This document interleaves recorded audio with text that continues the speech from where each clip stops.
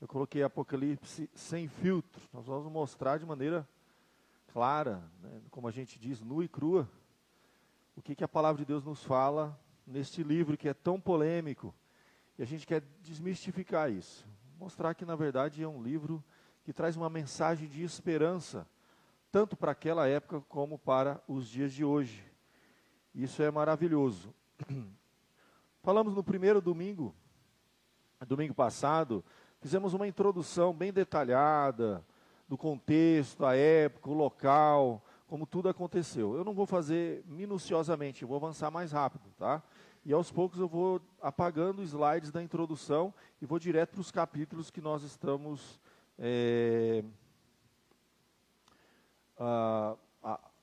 expondo, tá bom?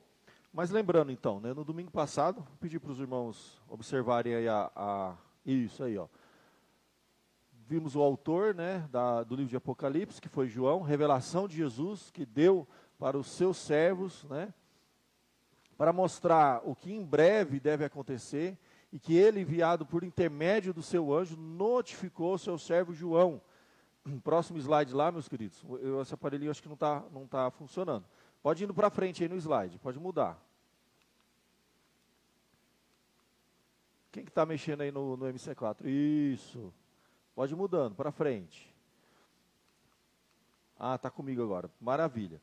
Lembra que o autor do livro de Apocalipse, João, é também o autor do Evangelho de João, e ele escreveu o Evangelho para que pudéssemos crer em Jesus Cristo e dependermos dele, está lá em João 20, 31. Ele escreveu as cartas também para termos certeza da vida eterna, descansarmos no nosso Senhor Jesus, e Apocalipse para nós caminharmos com esperança e termos certeza da volta de Jesus. Esse é o propósito, na verdade, dessas três obras que Deus usou a vida de João para escrever. O Evangelho, as 3 epístolas, cartas de João, e agora, por fim, o último livro da Bíblia, que é o livro de Apocalipse. É um livro que traz esperança, tanto para o povo daquela época, como para os dias de hoje.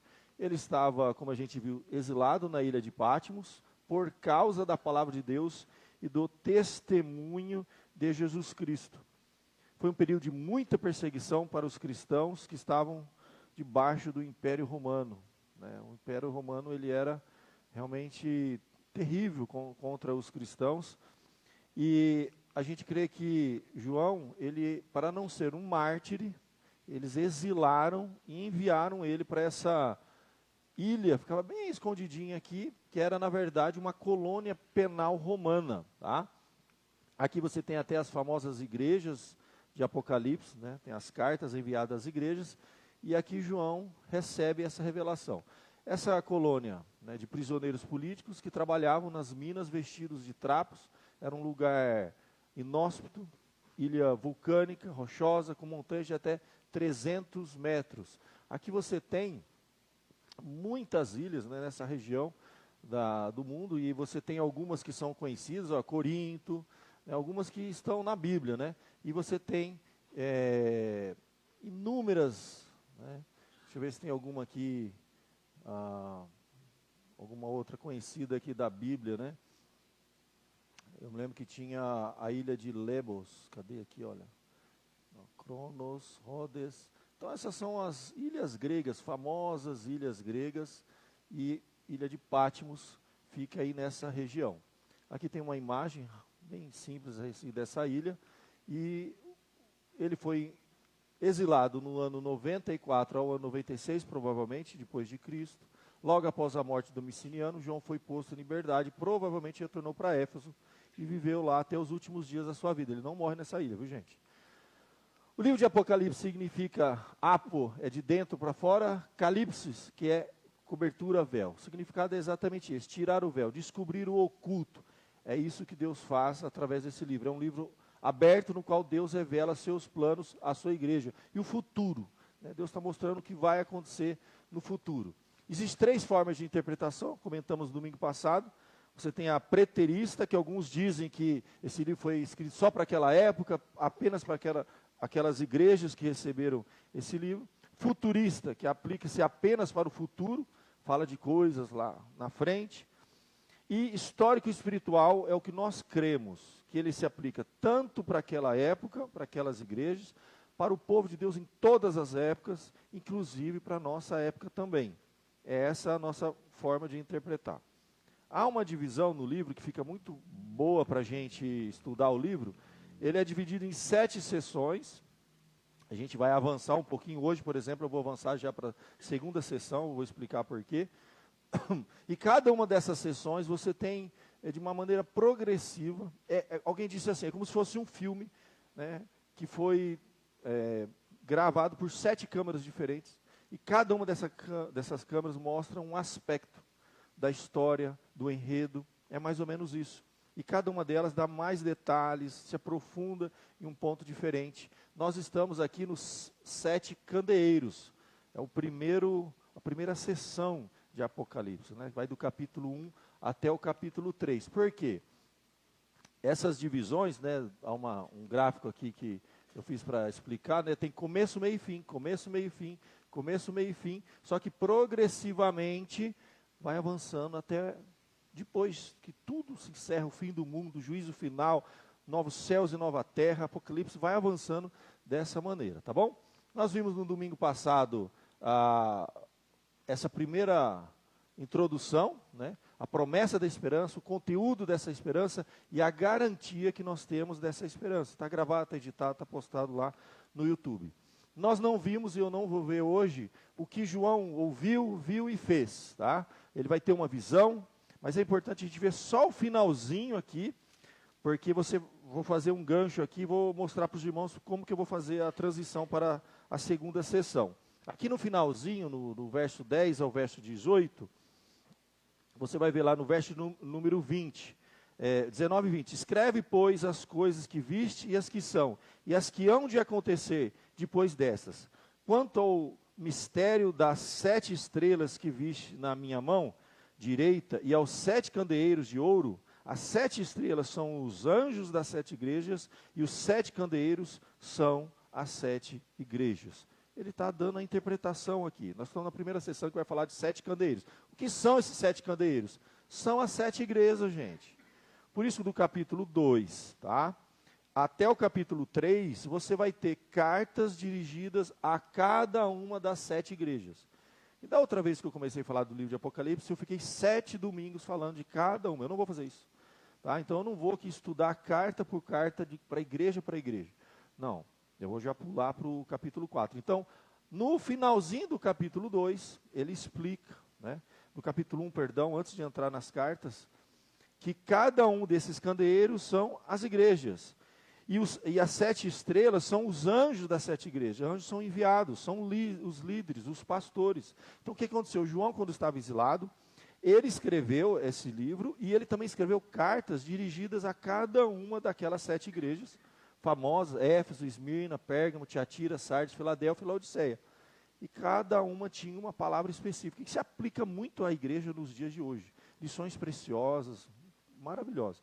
Mas eu quero avançar o livro de Apocalipse, eu não vou novamente repetir esse estudo, que eu já fiz 2 vezes com a igreja, eu tenho que avançar, tá bom, gente? Então, 7 candeeiros são as 7 igrejas, as 7 estrelas são os anjos, no caso, os líderes, os pastores enviados que estavam lá, e Deus mandou uma mensagem para cada uma daquelas igrejas, que foi importantíssimo para aquela época, que ainda é aplicado para os dias de hoje. Assim como você tem a carta aos Coríntios, carta à igreja de Éfeso, todas as cartas que a gente tem na Bíblia, você tem pequenas cartas aqui no livro de Apocalipse, você pode ler com calma depois na sua casa, lições preciosas, maravilhosas. Mas nós vamos para frente, tá bom, gente? Hoje eu quero entrar então na segunda sessão. Você vai ter os famosos 7 selos. Eu não vou abrir nenhum selo hoje, mas nós vamos ver o trono. Nós vamos entender o que está acontecendo. Nos próximos domingos nós vamos abrir esses 7 selos e desvendar na palavra de Deus o que Deus tem, o recado de Deus para a igreja moderna dos dias de hoje. Que palavra de esperança que Deus tem para a gente, na medida que a gente abrir os 7 selos. Então é importante a gente ter aquela visão que eu falei para vocês, os 7 selos, as 7 trombetas, cada uma dessas sessões, nós vamos desvendando assim. Você vai ver que rapidinho a gente vai estudar todo o livro de Apocalipse. Você pode estudar na sua casa, se você tiver dificuldade, eu vou arranjando material para você, livro, vai estudando com a gente. Vamos estudar junto o livro de Apocalipse. E eu acho que até o final do ano a gente termina, tá bom? Se Deus quiser. Então vamos abrir as nossas Bíblias lá no capítulo de número 4, tá? Apocalipse, pode ligar a luz aí, gente. A gente vai fazer a leitura aqui do início desse capítulo, tá? A visão do trono de Deus. Apocalipse, capítulo de número 4, do verso 1 em diante.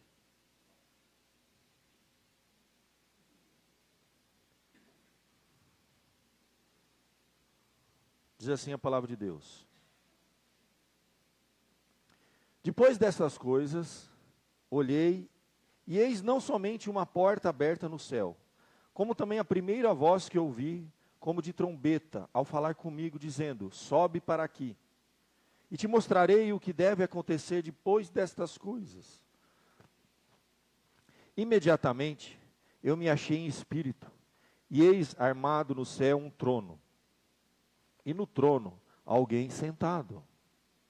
E esse que se achava sentado é semelhante no aspecto à pedra de jaspe e sardônio, e ao redor do trono há um arco-íris semelhante no aspecto à esmeralda. Ao redor do trono há também 24 tronos, e assentados neles 24 anciãos, vestidos de branco, em cujas cabeças estão coroas de ouro. Do trono saem relâmpagos, vozes e trovões, e diante do trono ardem 7 tochas de fogo, que são os 7 Espíritos de Deus. Há diante do trono como que um mar de vidro, semelhante ao cristal. E também no meio do trono e à volta do trono 4 seres viventes, cheios de olhos, por diante e por detrás. O primeiro ser vivente é semelhante ao leão, o segundo semelhante ao novilho, o terceiro tem um rosto como de homem, e o quarto ser vivente é semelhante à águia quando está voando.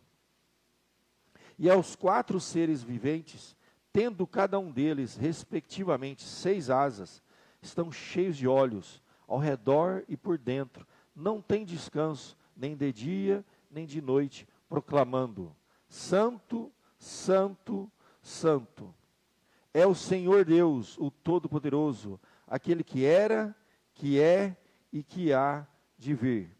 Até aqui, meus queridos, até o verso de número 8, por enquanto. Vamos orar mais uma vez, pedindo a bênção e direção de Deus. Nós estamos no meio de um culto, eu sei, mas não é fácil estudar o livro de Apocalipse, principalmente com uma igreja numa sequência assim. Eu estou pedindo a Deus que me dê palavras de sabedoria, para que com simplicidade a gente esclareça o texto, não se torne cansativo, mas que traga esperança, edifique a igreja. A gente tem que estudar esse livro. A gente tem que encarar isso, né? A gente costuma pular esse livro, ele é difícil, é cheio de símbolo. Vamos juntos aqui caminhar devagarzinho, compreendendo a mensagem, e a gente vê que essa mensagem, ela é simples, gente. É Deus querendo trazer paz e esperança, segurança para a igreja. Aconteça o que acontecer, Deus vai continuar com a gente. O futuro, Deus cuida. É a certeza que a gente tem neste livro. Vamos orar. Pai amado, graças te damos pelo nosso culto, por esse tempo precioso que temos juntos aqui, ó Deus. Que a tua palavra possa trazer consolo e esperança para nós em tempos difíceis que temos vivido, Senhor. Às vezes nós perdemos a esperança, ó Pai. São tantas lutas, tantas dificuldades. Muitas vezes, ó Deus, de ordem pessoal, no contexto da família, no contexto do trabalho, às vezes na sociedade que vivemos, muitas vezes a nossa saúde que se abala, muitas vezes, ó Deus, coisas inesperadas, somos surpreendidos todos os dias com más notícias, com rumores, ó Pai. E a nossa história avança, tempos de guerra, tempos de pandemia, já enfrentamos tantas coisas, Senhor. E a tua igreja sobreviveu a tudo isso. Precisamos, ó Pai, de uma palavra de fé, uma palavra de esperança para o nosso tempo. Que Apocalipse seja o livro, ó Pai, que vai nos trazer esperança. Ajuda-nos, Senhor. Perdoa os nossos pecados e fale a cada um de nós. É o que eu te peço e te agradeço em nome de Jesus. Amém. Eu vou pedir para, se puder apagar para poder ficar melhor para enxergar aqui, meus queridos. É importante a gente lembrar que nós estamos lidando, acima de tudo, com símbolos. Vamos lembrar uma coisa. Símbolo, gente. O livro de Apocalipse é um livro rico em simbologia. Então, na verdade, o que João está tendo é uma visão e está descrevendo o indescritível. É estranho isso, paradoxo, né? Como é que Deus vai descrever uma coisa? Imagina você adulto falar algo para uma criança. É como? É uma forma de Deus mostrar para nós, pequenos homens limitados, coisas, gente, eternas. Nós estamos falando de um trono celestial. Não dá para descrever. É uma outra dimensão. É uma realidade espiritual que a gente não... Então, é uma visão que o João vai ter e que Deus vai revelar para ele isso de maneira simbólica. E a gente vai tentar, à luz das Sagradas Escrituras, de outros textos sagrados, do contexto, compreender, interpretar esses símbolos. É essa a grande luta que a gente tem quando a gente estuda o livro de Apocalipse. Então, meu querido, é a descrição do indescritível, como eu disse, né? É meio paradoxo, mas é isso. Não podemos dogmatizar símbolos. Há, sim, algumas variações na interpretação, mesmo no contexto presbiteriano, mas dificilmente essas interpretações vão nos levar para caminhos muito opostos, gente. Então, são símbolos, a gente não vai dogmatizar, mas a gente vai tentar, à luz das Sagradas Escrituras, aquilo que é mais coerente, mais próximo da palavra de Deus, o mais provável. A gente pode dizer assim, sem medo, né?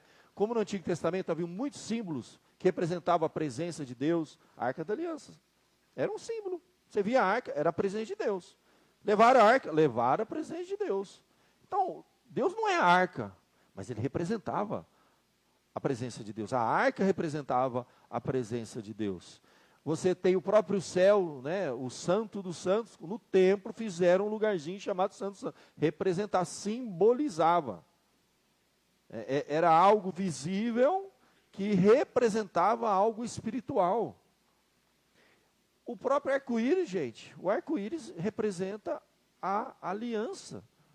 Olha que coisa extraordinária, a fidelidade, a promessa de Deus. Então são símbolos que a gente olha já. Então, você vai ver que nesse trono, você tem elementos simbólicos que já são conhecidos da igreja. Você lembra que eu disse no domingo passado?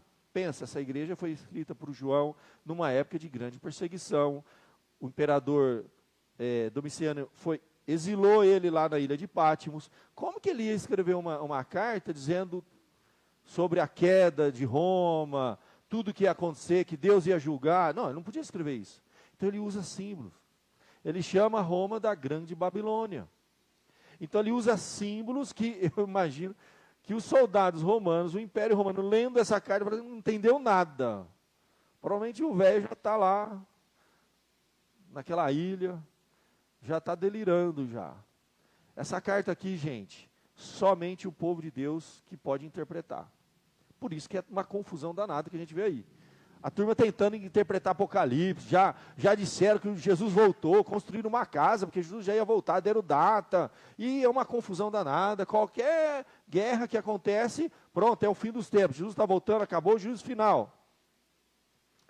A gente está vendo aqui, na escola dominical, nós estamos estudando escatologia, gente.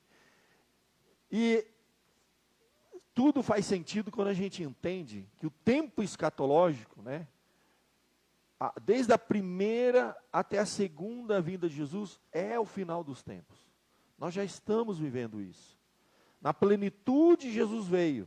Nós estamos aguardando a segunda vinda. Nós, cristãos, presbiterianos, reformados, somos amilenistas, de modo geral. Nós acreditamos que o milênio é simbólico, é um longo período de tempo, em que desde a primeira até a segunda vinda de Jesus, todas as profecias de Apocalipse, aquilo que Jesus falou nos evangelhos, guerras, rumores de guerras, né, princípio das dores, nós já estamos vivendo isso, gente. Porque guerra tem desde aquela época. Logo a partida de Jesus, no ano 70, houve uma grande guerra. Os romanos invadiram Jerusalém, mataram os judeus, destruíram o templo e nunca mais reconstruíram aquele templo. E guerra após guerra, Primeira Guerra, Segunda Guerra Mundial, e vamos continuar vendo guerra. O que nós estamos vendo é a intensificação de todas aquelas profecias. Nós já estamos vivendo o milênio. Todas as profecias já estão acontecendo. Nós estamos aguardando a segunda vinda de Jesus. E isso está ficando cada vez mais claro. Quando a gente chegar nos cavalos, os cavaleiros do Apocalipse, que eu já falei aqui na igreja, mas a gente vai rever de novo, você vai ver que já foram vários. O cavalo amarelo, pálido, está lá claro na Bíblia. Grandes pandemias. Acabamos de passar aí Covid-19. Que para nós chegou no ano 2020, durou 2 anos, ceifou milhares de vidas. E está claro lá o texto sagrado, iria ceifar milhares de vidas. Nós já estamos vivendo, gente. Então, Apocalipse não é uma coisa escrita lá, não, é agora. Desde a primeira vinda de Jesus, Apocalipse está se cumprindo. Na nossa época está se cumprindo e só vai encerrar quando Jesus voltar. Aí sim.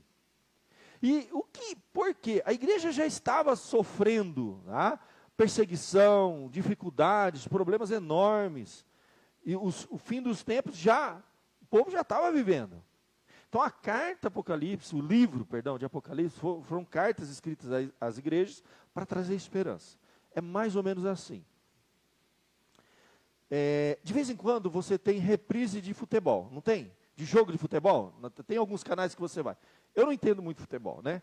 Mas a Larissa entende futebol. E outro dia, faz um tempo atrás, eu liguei para ela e falei assim, nossa, está passando o jogo do Santos. E aí eu fui assistindo, eu tirei uma foto, mandei, ela falou assim, olha, está vendo o VT lá, isso aqui já passou esse jogo. Fazia 3 dias que tinha acabado aquele jogo. E ela já sabia o resultado. E eu lá angustiado, não, está ruim, está perdendo. O Santos rebaixou agora, né, gente? Mas tudo bem, na época não tinha rebaixado ainda. Então, é mais ou menos assim. Imagina se você sabe o resultado daquele campeonato. E você sabe que o seu time vai ser vencedor daquele campeonato. Só que você vai deixar de assistir o jogo? Você vai assistir. Você vai se emocionar. Você vai ver a hora que o goleiro, né, vai dar uma falhada, vai levar 1, 2, 3, e você já sabe que aquele jogo vai reverter. Você pode perder aquele jogo, mas você não vai perder o campeonato. Tem outro.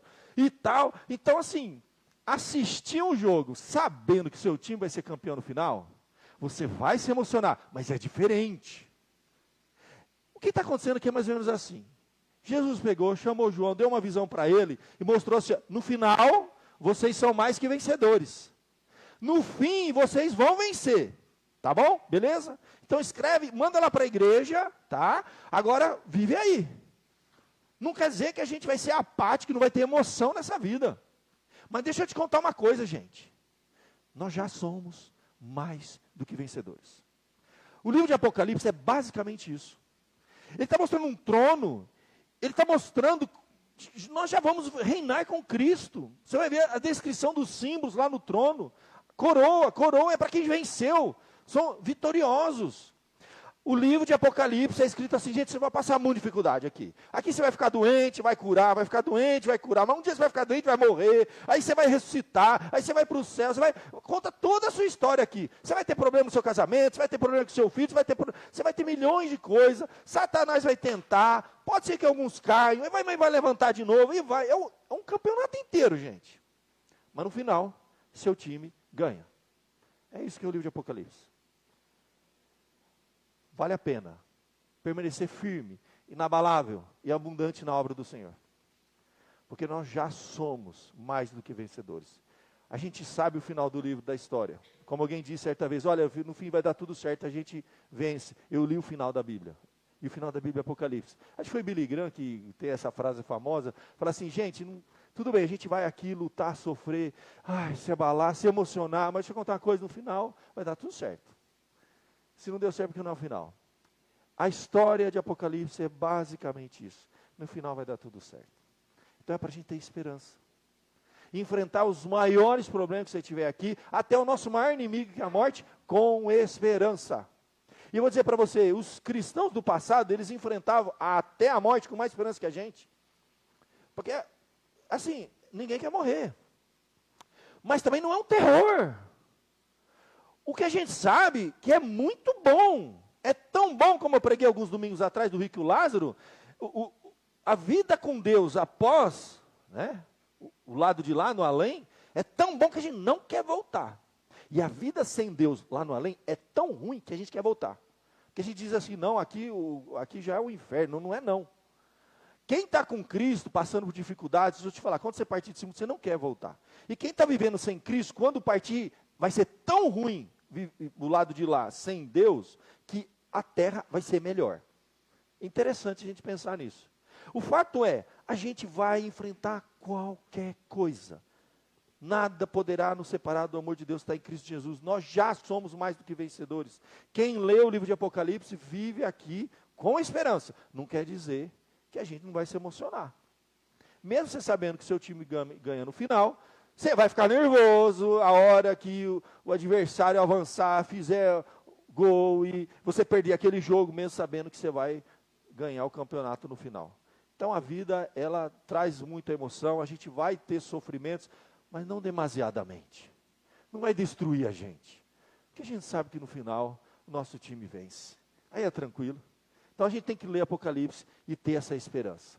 Então vamos lá. Primeira coisa que ele vê, capítulo 4, verso 1, depois de escrever as 7 cartas, capítulo 2 e 3, pulei essa parte, porque está registrado no nosso YouTube, você pode voltar lá, você tem essas cartas uma por uma, tá? Em outros momentos eu posso falar aleatoriamente uma carta ou outra, não tem problema, não há uma sequência. Depois disso, Jesus fala assim, depois dessas coisas, depois das 7 cartas de Apocalipse, para 7 igrejas, né, os 7 candeeiros, olhei, e eis não somente uma porta aberta no céu, como também a primeira voz que eu vi, como de trombeta ao falar comigo, dizendo, então olha que coisa, ele vai ter uma visão, é como se fosse uma porta abrindo no céu, Deus revelando alguma coisa para ele, tudo simbolicamente aqui, gente, sobe para cá, e eu te mostrarei o que deve acontecer depois destas coisas. Essa aqui é a ideia. Deixa eu te mostrar o que vai acontecer no final desse campeonato aqui, ó. E aí, o texto sagrado diz que imediatamente, ele se achou em espírito. E ele teve uma visão, revelação, visão. Armado no céu um trono, e no trono alguém sentado. Trono, gente, o que trono lembra? Nós já tivemos em outras passagens da Bíblia, visão de trono, gente. A palavra trono, só nesse capítulo, gente, 13 vezes, em todo o livro 37, mas aqui 13, é muito, é bastante. Trono representa muita coisa, mais do que tudo é soberania. Quando Deus quer mostrar que Ele é Senhor da história, que Ele é soberano, que Ele está no controle da nossa história, por isso que Ele pode dizer, no final vocês vão vencer, porque eu mando esse negócio aqui, é mais ou menos isso. Quando que nós vamos ter essa visão? Lá em Isaías capítulo 6, no momento também de desamparo, no momento de incertezas e insegurança, no ano da morte do rei Uzias, diz a Bíblia. No ano da morte do rei Uzias, eles estavam totalmente desamparados. O trono aqui na terra vazio. Eles não tinham esperança. O povo estava sem esperança. Quando o povo está sem esperança, Deus chama o profeta e dá para ele uma visão. A Bíblia diz, eu vi, assentado sobre um alto e sublime trono, o Senhor. Eu vi o Senhor assentado sobre um alto e sublime trono, as abas das suas vestes enchiam o templo, serafins estavam por cima dele, cada um tinha 6 asas, com 2 cobria o rosto, com 2 cobria os seus pés, e com 2 voava. Se lembra dessa visão? Em que momento que Deus precisou dar essa visão ao povo de Deus? Momento que eles estavam sem esperança. Porque eles estavam vivendo uma época em que parecia que tudo estava desgovernado. Eles olhavam para um trono terreno, rei Uzias não estava lá, ele morreu. O trono estava vazio. E foi um período muito mais complicado. Se você entender que Uzias teve lepra, e enquanto ele estava leproso, ele não podia sentar no trono, só que enquanto ele não morria, ninguém podia sentar no lugar dele, eles viveram um longo período olhando para um trono vazio. Então foi um período muito longo que o povo de Deus teve a sensação de não ter rei, de não ter ninguém governando. Era uma insegurança absurda. É parecido com a gente vive hoje. Parece, por exemplo, no país que nós estamos, gente, quem que não tem ordem nesse negócio, está uma bagunça aqui. Quem manda nesse negócio aqui? Nós estamos vendo constantemente diante dos nossos olhos as leis, a Constituição sendo jogada no lixo. Claramente, gente, eu não quero politizar a coisa, mas a gente vê coisa que é absurdo. A gente sabe que tem coisa errada acontecendo, é evidente, é óbvio, está diante dos nossos olhos. Quem está no controle dessa bodega aqui, como a gente fala, né? Esse país aqui está entregue, está uma bagunça. A gente tem a sensação de que Deus não está cuidando desse negócio. E a gente fica inseguro, e a gente tem uma sensação horrível, e o medo toma conta dos nossos corações, a gente não sabe do futuro que vai ser. E a gente começa a ver coisas estranhas acontecer, e a gente olha para países próximos da gente, que estavam seguindo esse mesmo caminho, a gente vê a situação, é caótico. Quando a gente olha para uma Venezuela, quando a gente olha para a situação econômica que uma Argentina chegou, quando a gente vê os países ao nosso redor aqui da América Latina, a gente tem uma insegurança. Onde está indo esse negócio aqui? Quem que manda nesse negócio aqui? Imagina, meus irmãos, o povo de Israel cercado de inimigos, o rei com lepra, o trono vazio, ninguém podia sentar no lugar dele enquanto ele não morresse. Então, foi terrível o que eles viveram. Foi uma sensação muito parecida com a nossa. Ali, meus irmãos, no ano da morte do rei Uzias, Deus manda essa visão. O profeta olha, eu vi o Senhor assentado num alto e sublime trono. Tem gente comandando esse negócio aqui, acima dos governos, acima de qualquer coisa humana. Não há segurança aqui nesse mundo, gente. Não há segurança em governo nenhum, em partido nenhum. Não existe isso. Não coloque o seu coração na segurança humana. A nossa segurança não está aqui. Nossa segurança tem que estar acima disso. Num alto, sublime, inalcançável, que não vai sofrer variação. Deus não muda. Ele é o mesmo ontem, hoje, será eternamente. A nossa segurança está nesse trono eterno. E aqui, meus queridos, olha que coisa maravilhosa. Milhares de anos depois. Bom, 700 anos antes de Cristo foi escrito o livro do profeta Isaías. Depois vem a história, o Evangelho, depois o Apocalipse é escrito mais uma vez. Deus chama o profeta, uma porta se abre, vem cá, você vai ver aqui, e ele vê um trono. Claramente, gente, Deus está querendo dizer, eu vou estar no controle desse negócio aqui.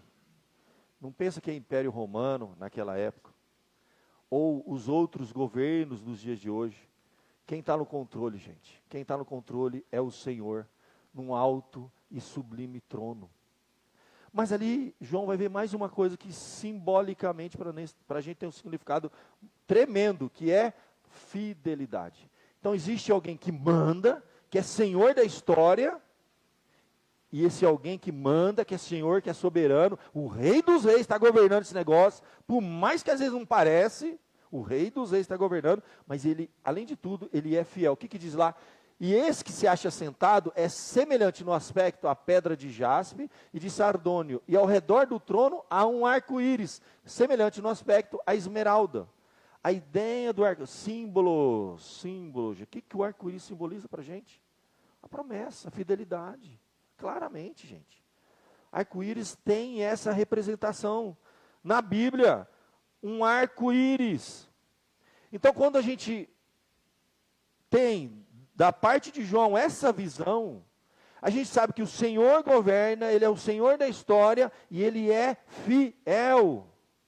Fidelidade. Ele não vai abandonar o seu povo, Ele não vai desistir do seu povo. Aconteça o que acontecer na nossa história, na nossa vida, nós vamos vencer e chegar onde o Senhor preparou para cada um de nós, e nada vai mudar o que Deus tem para a gente, o plano, o propósito de Deus para a nossa vida. Ele é fiel. E lembra que fidelidade, gente, fidelidade é um negócio assim, ó, é algo incondicional. Deus não é fiel a nós, lembra disso. O arco-íris e o conceito de fidelidade na Bíblia não tem nada a ver com a gente, no sentido de que Deus fez uma promessa de ser fiel a você. Não. Quando a Bíblia diz que Deus é fiel, a Bíblia vai deixar claro porque Ele não volta atrás com a palavra dele. Fidelidade significa que Deus é fiel a Ele mesmo. Então, nada afeta isso. Porque se Deus fosse simplesmente fazer uma promessa e ser fiel a nós, poderia ser que se nós mudarmos, se nós abandonarmos, se nós falharmos, se nós cairmos, pecarmos, a fidelidade de Deus pode ser afetada. Mas a Bíblia diz que Ele é fiel a Ele mesmo. Fidelidade é isso. E o conceito mais básico de fidelidade é isso. Quem é fiel, não é fiel porque o outro merece. Fidelidade não é mérito, gente. Se você condicionar a sua fidelidade ao outro, esquece, você não vai ser fiel. Você tem que ser fiel a você, ao seu caráter, aos seus valores, às suas promessas. Então você não vai falhar porque você é fiel a você mesmo. Se você for fiel ao outro, esquece, gente. Vai ter dia que o outro não vai merecer a sua fidelidade, é por isso que ocorre infidelidade. E geralmente fidelidade ocorre por vingança. Ele fez algo que eu não gosto, então para me vingar dele eu vou ser infiel. Então, essa é a fidelidade humana, falha. Conceito mais popular de fidelidade. Fidelidade, biblicamente falando, ninguém é fiel ao outro. Num relacionamento conjugal, a verdadeira fidelidade nunca é em relação ao outro. Você é fiel a você mesmo, aos seus valores, ao seu caráter, e eu não abro mão. Mas se o outro errar com você, não tem nada a ver com isso, a minha fidelidade não depende dele. Então a fidelidade de Deus é sempre assim. Não dependeu de você, não é que você vai merecer essa fidelidade. Não, você não merece. Você vai errar, você vai falhar, mas Deus vai permanecer fiel. A Bíblia diz que se nós formos infiéis, está lá. E é estranho esse texto, né? Parece estranho, parece que está dando uma porta para não fazer coisa errada, né? A Bíblia diz que se nós formos fiéis, Deus vai deixar de ser fiel. Não é assim que está escrito? Não, a Bíblia diz, se nós formos infiéis, a Bíblia diz que Ele permanece fiel. Porque Ele é fiel ao quê? Não a mim. Ele é fiel à palavra dEle, ao caráter dEle. Entendeu? É uma promessa que Ele fez para Ele mesmo. Então o arco-íris nos lembra que Deus é fiel a Ele mesmo, por isso Ele nunca volta atrás. Deus não é como o homem que se arrepende. Então, gente, precisa mais que isso. Trono é poder e autoridade. Arco-íris é fidelidade. Você está servindo a um Deus que é o Todo-Poderoso e Ele é fiel até o fim e não depende de vocês. É incondicional a fidelidade de Deus. Deus fez uma promessa para Ele mesmo, que Ele te amaria até o fim, e não te abandonaria, mesmo se você for infiel a Ele. Ele não vai desistir de você. Isso é maravilhoso. E essa é a representação que deveria ser uma realidade nos nossos relacionamentos humanos. Se um dia a gente entender isso, gente, é que eu nunca vou desistir de você e você. Essa é a ideia no relacionamento. Um nunca desiste do outro, porque a promessa foi feita a ele mesmo, não ao próximo. Então nunca prometa ser fiel ao outro, porque você vai falhar. Você vai falhar porque vai ter dia que você não vai querer ser fiel a coisa nenhuma, você vai querer matar o outro. Mas você permanece fiel porque você fez uma promessa a você mesmo, você é fiel aos seus valores, ao seu caráter. Deus fez isso com a gente. Quando Ele vê esse arco-íris, é tudo isso que significa para João. É tudo isso que significa para cada uma daquelas 7 igrejas que recebeu. Fala assim, olha, contexto que aconteceu, o negócio está difícil, está dura a coisa aqui, viu? A coisa está complicada. Mas Deus está sentado no alto sublime trono, Ele é Senhor da história. Ele tem poder e autoridade e vai acontecer exatamente o que Ele quer. E o que Ele quer? Eu só sei de uma coisa, Ele é fiel. Ele é fiel. O que mais que o texto mostra? Lá, um pouquinho mais para frente, a Bíblia vai dizer que ao redor do trono há também 24 tronos.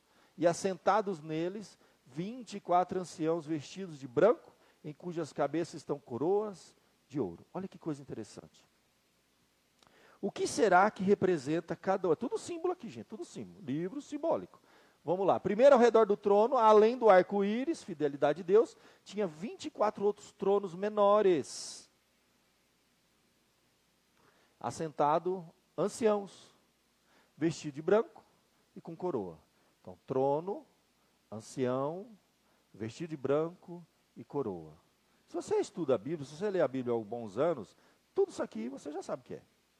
São símbolos claros na Bíblia. Trono é governo, é reino. A Bíblia diz que nós vamos fazer o que lá no céu? Vamos ficar lá tocando harpa nas nuvens. Não é isso que a Bíblia fala? O resto, eternamente tocando harpa. Eu, quando não conhecia a Bíblia, ficava me chamando, mas ir para o céu, vou fazer o que lá?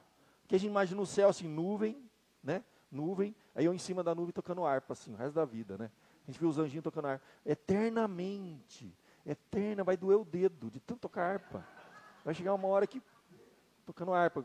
Tudo bem, estou cantando, louvando a Deus, mas o que a Bíblia fala que o povo de Deus faz lá na eternidade? O quê? Fala alto aí alguém que falou. Nós vamos reinar com Ele. Gente, se a gente entender isso, se a gente entender isso, se a gente entender que o que está acontecendo aqui, gente, é a antessala da antessala da antessala, nós não entramos ainda, nada. A turma acha que isso aqui é tudo. Que esse mundo caído, miserável, que jaz no maligno, cheio de dor, sofrimento, doença. Você acha que Deus tem muito, mas muito mais. Tanto que Deus vai dizer para uma pessoa que achou que aqui era tudo, que começou a juntar em celeiro, Deus olha para ele e fala assim, você é louco. É como alguém construir uma casa numa ponte. Gente, aqui não é nada. Tudo que Deus nos dá é só um meio. Nós somos meros mordomos. Ele fala, você não tem nada, você não trouxe e não vai levar nada.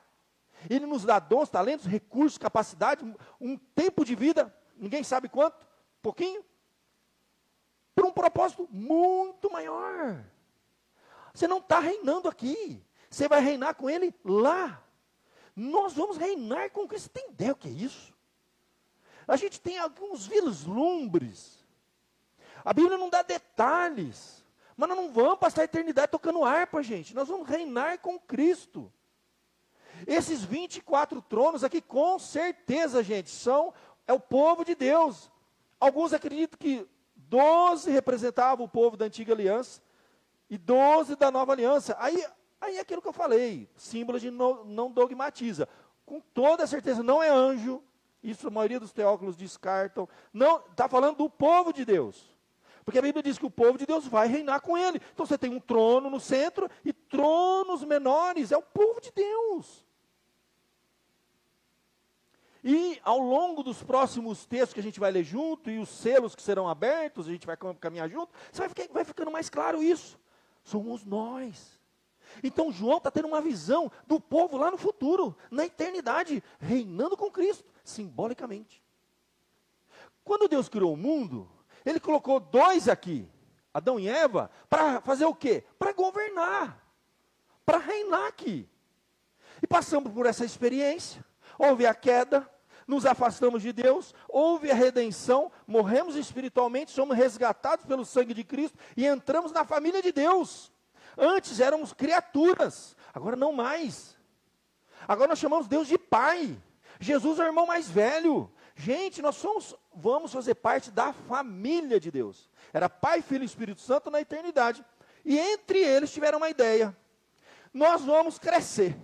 E essa família vai crescer. Vai ter muitos irmãos. Como é que nós vamos fazer? Vai ser uma saga. Nós vamos criar o mundo, vai ter a queda.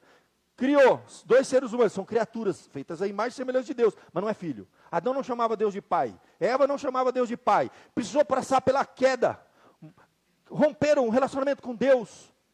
Agora, meu querido, vai ser fruto da misericórdia, da graça. Deus se faz carne, habita entre nós, morre e conquista filhos. E traz para dentro, nós somos adotados, por isso que a gente é adotado. Adão e Eva não tinham relacionamento paterno com Deus. Não chamava Deus de pai. Deus não chama Adão de filho em nenhum momento, nem antes da queda. Agora nós entramos na família de Deus. Jesus é o irmão mais velho, com muitos irmãos. Assim como Cristo reina, nós, como irmãos, reinaremos com Ele. Nós vamos fazer parte dessa família, que é só Pai, Filho e Espírito Santo. Agora, junto com Jesus, uma multidão. João tem essa visão, e essa visão vai se ampliar. Nas próximas sessões você vai ver, uma grande multidão, 144 mil, você vai ver que isso é simbólico, tem umas seitas aí dizendo que é só nós, você vai ver que não tem nada a ver. O povo de Deus está reinando na eternidade, com Cristo. Gente, se a gente tiver todas as representações simbólicas de Apocalipse esclarecidas na nossa mente, e tiver uma visão, você acha que vai acontecer no fim de Apocalipse? Vou contar para você uma coisa, é um fenômeno que acontece, você vai querer ir logo para lá. É por isso que o povo no passado, que lia Apocalipse, vivia Apocalipse, fala, gente, vem logo Jesus, Maranata, vem logo, que é muito melhor do que nós estamos vivendo aqui. Você pode até aqui prosperar um pouco, ter uma casa um pouquinho mais confortável, um carro um pouquinho mais confortável. Deus pode dar uma mulher bonita para você casar, você ter filhos, você ter alegria aqui nesse mundo. Não é nada comparado com aquilo que Deus tem preparado. Se você ler Apocalipse, entender Apocalipse, vai chegar uma hora e falar assim, eu quero ir embora logo daqui, já deu. A turma fala assim, mas eu não casei ainda, pastor, deixa eu casar logo na minha vez, estou para casar, e aí vem Jesus, não. Você vai ver que é melhor do que casar. É melhor do que ter um amor. É melhor do que ter filho. É melhor do que a promoção que você vai ter no seu emprego. É melhor que a sua conta bancária, que o seu carro novo. É melhor que tudo. E vai chegar uma hora que a gente vai entender assim, meu irmão, se é isso, se isso aqui é verdade, então vamos embora. O que nós estamos fazendo aqui? Mas Deus fala, não, fica aí, aguenta um pouco, você tem uma missão para cumprir aqui. Há muitas ovelhas que não são desse aprisco, você vai ser usado para esse negócio. Mas então a gente vai viver a vida aqui e vai enfrentar a doença, o infortúnio, a dificuldade, os problemas, as adversidades com esperança. Isso aqui não é nada, gente. Isso aqui é passagem. Tudo passa. Aí você vai lá para Apocalipse 20, nós vamos chegar lá, ele enxugará nossos olhos toda lágrima. Não haverá pranto, nem dor, nem luto, nem nada. Então é bom demais. É muito bom. E João está tendo essa visão. O trono e o povo ao redor do trono. E ali, meu querido, vestes brancas foram purificadas, não tem pecado, não tem dor, não tem sofrimento. E ali a coroa, vencedor. Coroa é para vencedor. Anjo não usa coroa, gente. E aí as promessas, aí você conecta a Bíblia com os símbolos da Bíblia. Aquele que perseverar até o fim, dar-te-ei a coroa da vida. É a promessa da Bíblia. E João está vendo o quê? O povo lá com coroa. Símbolo. Não vai te dar uma coroazinha na cabeça, assim, um reizinho, você vai ter um troninho lá. Não, é símbolo. Você vai vencer. A coroa no sentido de vitória. Coroa de louros. Ele está coroado, ele foi vencedor, nós já somos mais do que vencedores. É essa a visão de João, que a gente tem que ter nos dias de hoje. E ele continua, meus queridos, dizendo que há diante do trono como um mar de vidro, semelhante ao cristal, no meio do trono e à volta do trono, 4 seres viventes cheios de olhos, por diante e por detrás. O primeiro ser vivente é semelhante ao leão, o segundo novilho, o terceiro como de homem, e o quarto ser vivente é semelhante à águia quando está voando. Nossa, pastor, você vai conseguir explicar isso aqui até Bom, pera, vamos lá, 8h40, né? Vamos aqui, gente, mais importante, vamos resumir o negócio aqui, mais importante, você entendeu uma coisa, pera aí.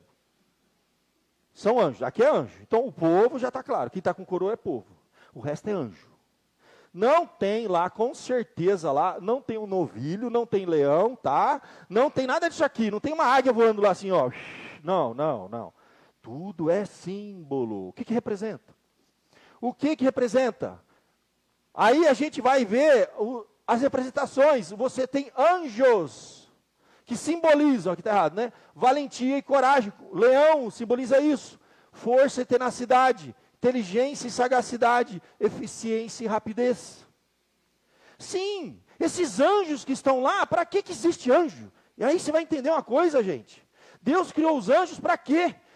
Não são todos eles espíritos ministradores enviados para serviço a favor dos que hão de herdar a salvação.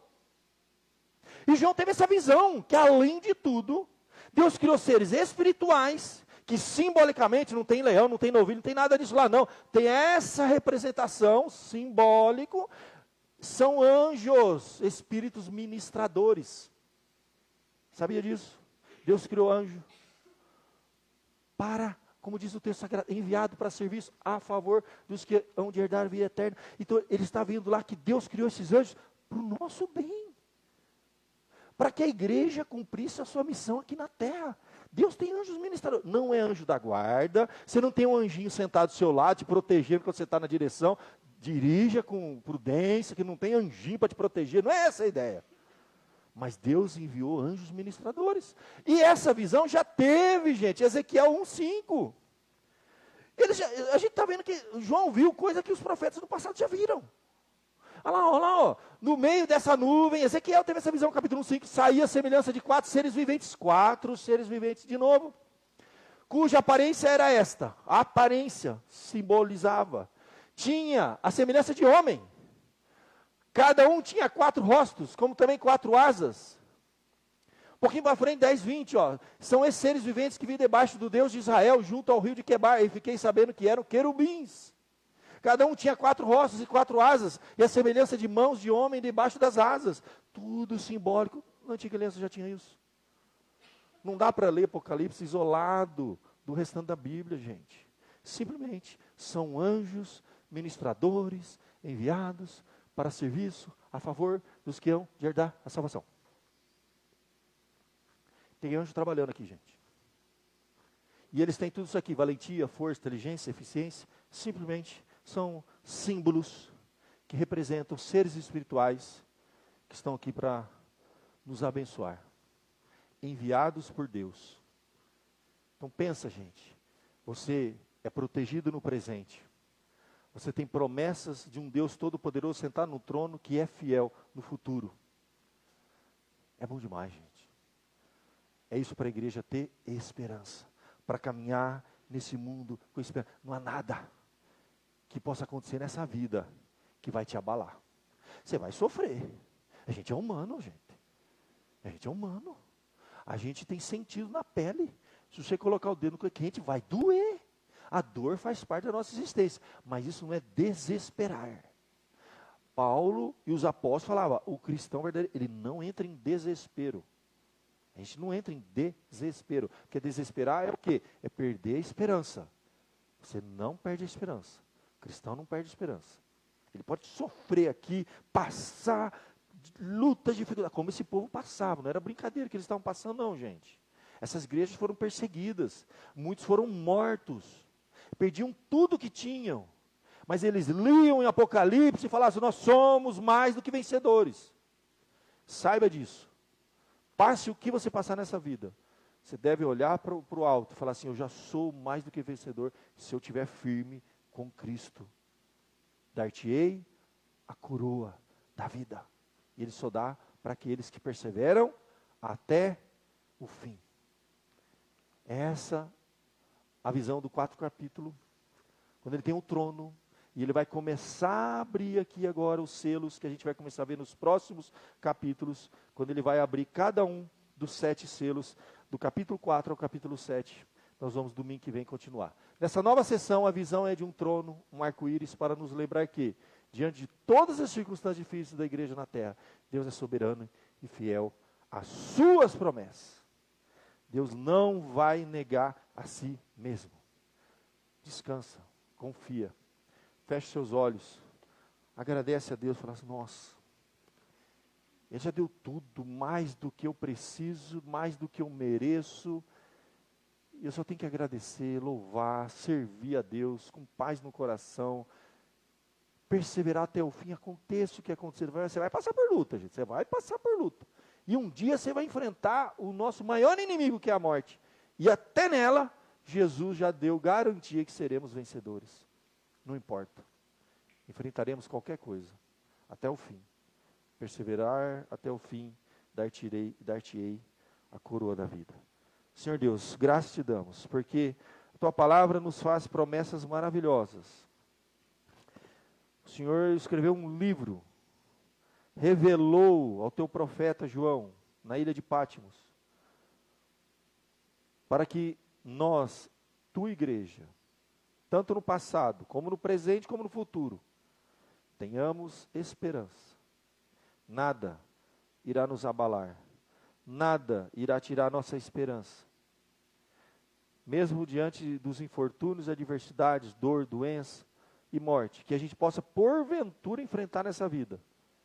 O que nos espera é infinitamente melhor. A ponto do teu servo dizer, morrer é lucro e viver é Cristo. Se isso era uma realidade para o teu povo no passado, tem que ser uma realidade para nós no presente. E se não está sendo, Senhor, é que quem sabe os nossos sentidos estão sendo, ó Deus, totalmente, ó Pai, consumidos, entupidos, ó Pai, com os prazeres dessa vida, e a gente não consegue olhar além. A gente acha que aqui é o fim de tudo. E quando a gente perde alguma coisa aqui, a gente entra em desespero. Porque nós estamos cegos. Nós somos cristãos de uma geração, ó Deus, muito pobre espiritualmente. Mas não queremos permanecer nisso, ó Pai. Queremos crescer, amadurecer, ter uma visão mais ampla. Desvenda os nossos olhos para que possamos ver essas maravilhas, Senhor. E caminhar nesse mundo com esperança. Dê-nos, ó Pai, mais ousadia no falar, destemor, para que não sejamos, ó Deus, cristãos cheios de medo, de insegurança. Usa esta geração, desperta a tua igreja, acorda a tua igreja, Senhor. Nós estamos aqui de passagem para coisas muito melhores, infinitamente superiores, maravilhosas, que os olhos não viram, os ouvidos não ouviram. E não subiu ao coração do homem, coisas que o Senhor tem reservado aos seus filhos. Ajuda-nos, ó Pai, tenha misericórdia de nós. Ajuda-nos a compreender esta mensagem e descansar, ter paz. Se Deus é por nós, quem será contra nós? Entregamos, Senhor, as nossas preocupações nessa noite, as nossas ansiedades, a nossa angústia, os nossos medos, as nossas incertezas e inseguranças. Nós já somos mais do que vencedores. Não há por que entrarmos em desespero com nada, Senhor. Abençoe o teu povo, a tua igreja, desta geração, com a mensagem de esperança de Apocalipse. Em nome de Jesus que eu oro. Amém.